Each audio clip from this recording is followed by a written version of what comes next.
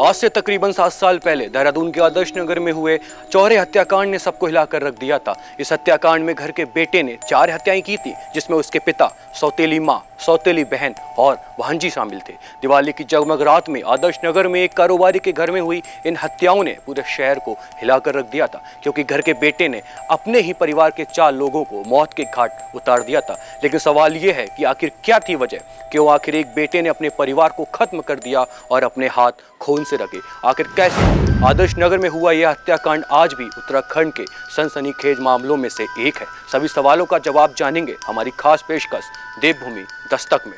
तारीख थी 24 अक्टूबर साल 2014। पूरा शहर दिवाली की जश्न में डूबा था। लोग एक दूसरे से हंसी खुशी मिल रहे थे और खुशियां मना रहे थे। घरों के भीतर चिराग जल रहे थे, दून मानो दीपों से जगमगता। कुछ ऐसी ही जगमग थी देहरादून के आदर्श नगर की गलियां, जहां कारोबारी जयसिंह का परिवार रहा करता था। जयसिंह यहाँ अपनी पत्नी कुलवंत कौर और अपने बेटे हरमीत सिंह के साथ रहा करते थे। हरमीत सिंह कारोबारी जयसिंह की पहली पत्नी का बेटा था, इसलिए उसकी परिवार से ज्यादा बनती नहीं थी। इसलिए परिवार में माहौल थोड़ा गर्मा जरूर जाता था, क्योंकि परिवार में जमीन जायदाद को लेकर कहासुनी हुआ करती थी। हरमीत अक्सर अपने पिता और सौतेली माँ से जायदाद को लेकर बहस किया करता था। हरमीत को ऐसा लगता था कि उसके पिता सारा पैसा और जमीन उसकी सौतेली बहन हरजीत को दे देंगे। कभी कभार तो जमीन को लेकर यह बातचीत इस हद तक गर्मा जाती थी कि घर का माहौल बिगड़ जाता था।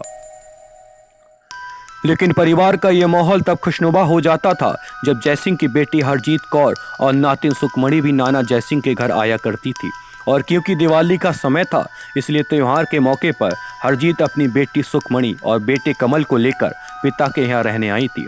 हरजीत और हरमीत सौतेले भाई बहन थे, इसलिए इन दोनों में भी ज़्यादा नहीं बनती थी। लेकिन क्योंकि परिवार साथ में रहा करता था, इसलिए कभी कभार बात हो जाया करती थी। हर कोई खुशियां मना रहा था। कारोबारी जयसिंह के घर में भी माहौल खुशियों का ही था। लेकिन इस खुशी के माहौल के बीच बेटा हरमीत कुछ चुप चुप सा घूम रहा था। ऐसा लग रहा था मानो दीमक कुछ असमंजस में है। लेकिन परिवार ने सब कुछ सामान्य मानते हुए हरमीत के अजीब व्यवहार को अनदेखा किया। 24 अक्टूबर दिवाली शाम हुई। जयसिंह के परिवार ने मिलकर दिवाली की पूजा की। पूजा करने के बाद जयसिंह अपने परिवार वालों और कॉलोनी वालों को दिवाली की शुभकामनाएं देने उनके घर चले गए। जयसिंह कुल मिलाकर 4 भाई थे। चारों भाइयों का मकान एक ही कॉलोनी में था, इसलिए जयसिंह त्योहार के शुभ अवसर पर अपने भाइयों से मिलने जरूर जाया करते थे। उस दिन भी जयसिंह अपने भाइयों से मिलने गए और उन्हें दिवाली की शुभकामनाएं दी। कुछ देर भाइयों के घर बैठने के बाद जयसिंह कॉलोनी वालों से मिलने चले गए। इसके बाद घर आकर जयसिंह ने अपनी बेटी बच्चों के साथ पटाखे भी फोड़े। कॉलोनी वालों ने छत और आंगन में जयसिंह को नात नातिन के साथ रात करीब 10 बजे पटाखे फोड़ते देखा। इसके बाद जयसिंह घर के भीतर चले गए और कभी वापस नहीं आए। नाती पोते के साथ पटाखे फोड़कर घर के भीतर गए जयसिंह को फिर किसी ने नहीं देखा। दिवाली के अगले दिन मोहल्ले वालों को जयसिंह और उनके परिवार की हत्या की खबर मिली। बताया गया कि जयसिंह के बेटे हरमीत ने चाकू से ताबड़तोड़ वार करके अपने पिता जयसिंह, सौतेली माँ, बहन और उसकी बेटी को निर्मम हत्या कर दी। 24 अक्टूबर की उस भयानक रात को कारोबारी जयसिंह के घर में क्या हुआ, किस स्थिति में हरमीत ने अपने परिवार को मारा, इस बात को कोई नहीं जानता। हालांकि पुलिस ने सबूतों के आधार पर यह बताया कि चारों ही लोगों पर चाकू से ताबड़तोड़ वार किए गए थे और उनकी हत्या कर दी।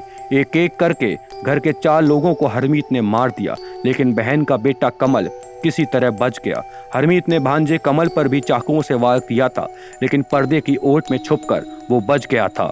दिवाली की आतिशबाजी के बीच जयसिंह ने मदद के लिए कई आवाजें लगाईं, लेकिन शोर शराबे में किसी को कुछ सुनाई नहीं दिया।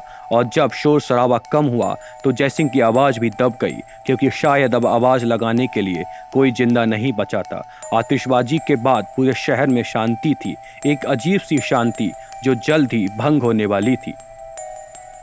ऐसे परिवार के बेटे घर के चिराग ने अपने ही परिवार के 4 लोगों को मौत के घाट उतार दिया। देहरादून के आदर्श नगर में हुआ ये चौरा हत्याकांड याद करके आज भी लोग कांप उठते हैं। यह हत्याकांड आज भी देहरादून के सनसनीखेज मामलों में से एक है।